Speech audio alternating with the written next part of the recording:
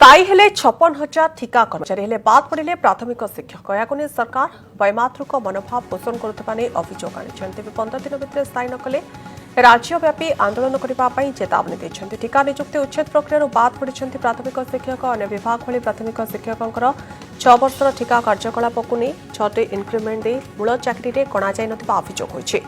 70,000 अधिक शिक्षक निज भविष्य को नहीं आशा आशंका अच्छा। ठिका नियुक्ति उच्छेद करने दावी कर संघ 15 दिन में दावी पूरण नहेले राज्यव्यापी आंदोलन करने सहित राजधानी में शक्ति प्रदर्शन करने को प्राथमिक विद्यालय शिक्षक संघ देछि चेतावनी।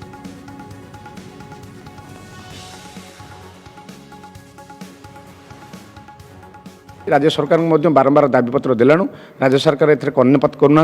आम मुख्य दाबी है टीका नियुक्ति प्राथमिक विद्यालय जो दौरान ताकू बातिल करूँ एवं 6टी इनक्रिमेंट दे 6 वर्ष को मूल चाकरी गणना करूँ एवं आमको पदोन्नति सुविधा सुजोग दिंतु। सरकार कौन कर जो प्राथमिक विद्यालय ध्वंस कर शिक्षा को घरोईकरण कर विभिन्न व्यवसायी को ठेली दे आमको निराश करें। भावुँ सरकार गोटे भल कम करूँ सी डायरेक्ट पिला नवम श्रेणी में जॉइन करूँ नवम श्रेणी 10वीं श्रेणी पास करी सरकार कर कि सरकार को बर्तमान मुझे भावुँ सरकार चाहते प्रथम श्रेणी 8म श्रेणी शिक्षा दरकार नहीं प्राथमिक शिक्षा से पूरा संपूर्ण ध्वंस नहीं। जो मानक नहीं कि आज शिक्षा व्यवस्था को जब आम आज ठिया करूँ भित्तिप्रस्तर स्थापन करूँ आम समस्त सहयोग करूँ सी हूँ प्राथमिक शिक्षक।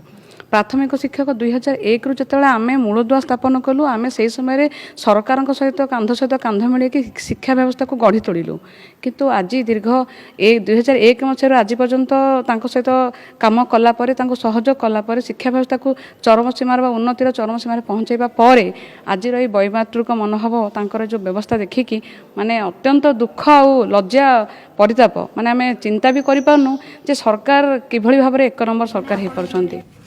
स्थायी हेले 56,000 ठिका कर्मचारी हेले बाद पड़े प्राथमिक शिक्षक या सरकार वैमातृक मनोभाव पोषण करुवा अभियोग आनी 15 दिन भितर स्थायी न कले राज्यव्यापी आंदोलन करने चेतावनी देते। ठिका नियुक्ति उच्छेद प्रक्रिया बाद पड़ी प्राथमिक शिक्षक अन्य विभाग भली प्राथमिक शिक्षक 6 वर्षर ठिका कार्यकलाप को नहीं 6टी इनक्रिमेंट दे मूल चाकरी कणा जाई नथिबा अभियोग होइछि।